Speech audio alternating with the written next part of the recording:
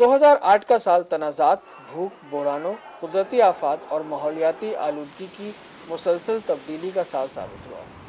اسی سال عالمی مالیاتی بحران آیا جس نے پوری دنیا پر اثرات مرتب کیے۔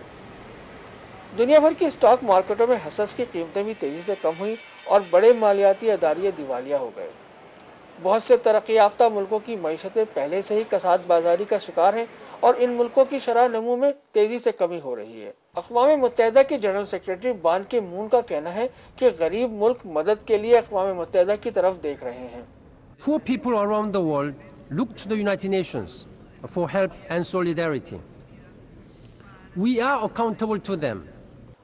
گزرنے والے سال میں ہی اقوام متحدہ کی جانب سے قیام امن کی کوششوں کو بھی 60 سال مکمل ہو گئے ہیں۔ دنیا بھر سے اس وقت لاکھوں امن فوجی 19 مقامات پر خدمات انجام دے رہے ہیں جو اقوام متحدہ کی تاریخ میں سب سے زیادہ ہیں۔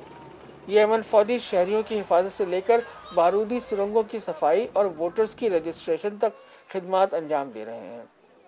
امن فوج کی سب سے زیادہ تعداد جمہوریہ کانگو میں تعینات ہے جہاں شمالی علاقے میں فوجی اور تتسی باغیوں کے درمیان شدید لڑائی کے باعث 5 لاکھ کے قریب لوگ بے گھر ہو گئے ہیں۔ ان تنازعات سے متاثر ہونے والے زیادہ تر لوگ پناہ کی تلاش میں سرگرداں ہیں۔ افریقہ کے دیگر علاقوں میں بھی سیکیورٹی کی صورتحال ابتر ہے جس کے باعث متاثرین کی امداد کی فراہمی اور شہریوں کے تحفظ کی کوششیں بھی شدید متاثر ہو رہی ہیں۔ دارفر میں صورتحال اب بھی سنگین ہے جہاں فوج اور باغیوں کے درمیان لڑائی کے باعث تقریباً 50 لاکھ افراد متاثر ہوئے ہیں۔ In the absence of any real progress towards a solution, whatever the efforts of the international community in this council, profound human suffering will continue to grow in Darfur. بحرانوں کا یہ سلسلہ افریقہ تک ہی محدود نہیں بلکہ جارجیا بھی اس کی لپیٹ میں ہے۔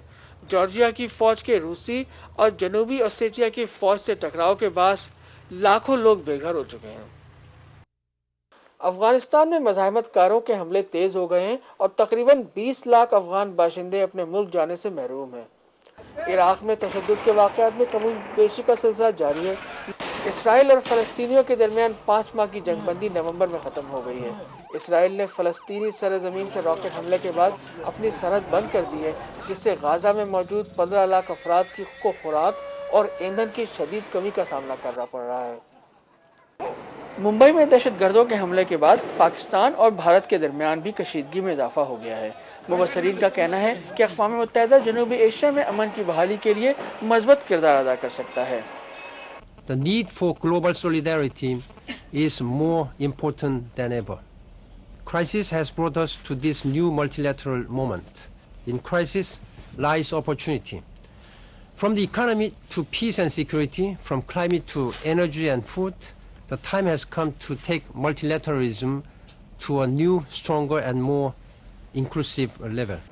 سن 2008 میں بھی تمام انسانوں کو حقوق اور عزت و وقار کی فراہمی ممکن نہیں ہو سکی۔ آج جب دنیا سیاسی اختلافات اور معاشی بحران کا شکار ہے، اقوام متحدہ ایک اہم رول ادا کر سکتا ہے۔